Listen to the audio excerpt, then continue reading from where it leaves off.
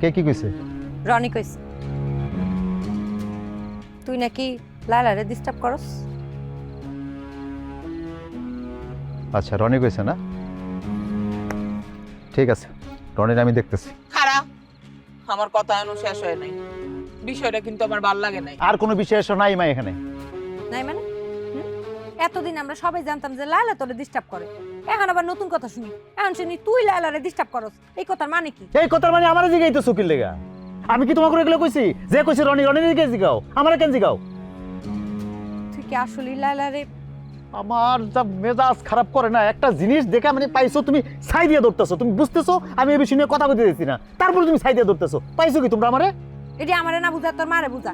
রনি আয়া কয়ে যাওয়ার পর থেকে তোর মা কান্নাকাটি শুরু করছে। কেন, মা কি বাচ্চা নাকি যে যাত্রার কথা শুনে কাঁদবো? কান্দুম না করুম কি? একদিন জানতাম আমার বকুলের কেউ থাকুক আর না থাকুক লায়লা আছে। লায়লা আমার বকুলের জন্য আছে। আজকে শুনলাম লায়লাও নাই। আমার বকুলের কি হইব? দিন শেষে আমার বকুলের কেউ নাই। আমার আর ভাল লাগে না। দেখ ভাই, আমি তোর একটা কথা কই, লায়লা অনেক ভালো মাইয়া। ওর লগে যদি তোর কোনো ঝামেলা থাকে মিটমাট কইরা ফেলা, পরে কিন্তু তুই পস্তাবি।